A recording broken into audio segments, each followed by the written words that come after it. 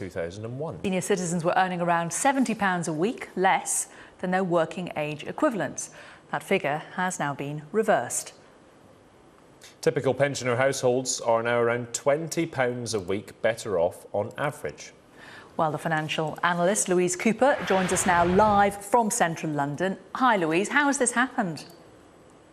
The first thing to say is this is after housing costs. So this is the important thing about this data, is if you look at it before housing costs, then actually pensioners still have incomes less than the working age population.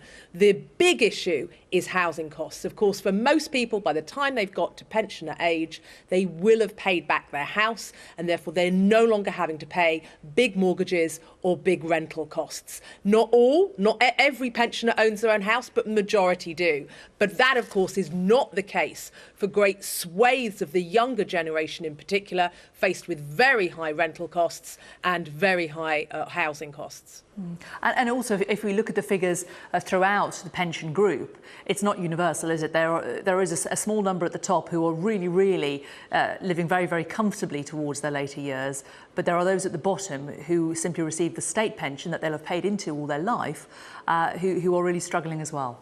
Yes, there are big differences. And when we talk about, the pensioner households now after housing costs, bigger incomes and working age, and yes, that is quite extraordinary.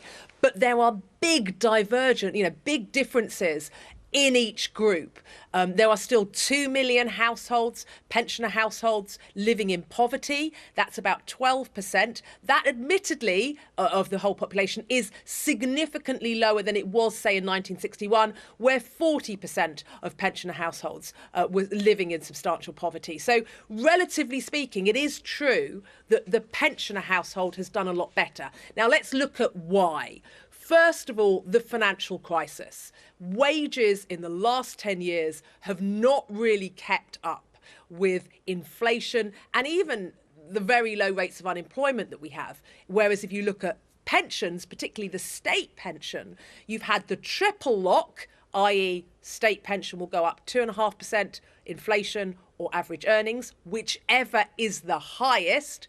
Well, many working age people haven't had anything like a 2.5% wage increase every year, which is what effectively pensioners have had. So part of it is the triple lock. Part of it has been benefits have been cut for working and non-working families, and the pensioner households have been far more protected in terms of benefits and their pension. And then, of course, more people are working in their retirement. We've got rid of age discrimination, and we are seeing more people work in their retirement as well. So there's a whole load of reasons why this is happening. You touched on the younger generations and those who haven't paid off their homes, and of course many millennials would dream of even getting on the housing ladder, wouldn't they?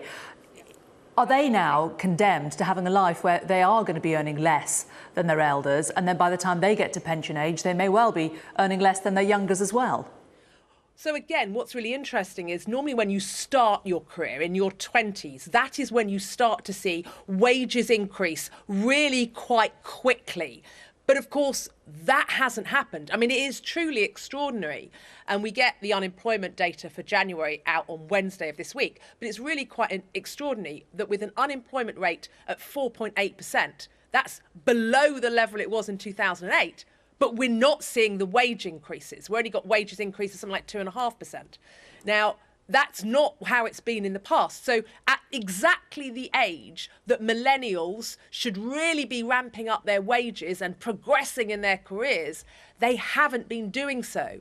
And only time will tell, only the decades will tell in the future whether their wages ever catch up to this decade since the financial crisis, where wages have just been incredibly sluggish, because this normally would be the time when the younger generation were really doing well in their careers and earning a lot more. That's what happened with previous generations. It hasn't happened with this generation.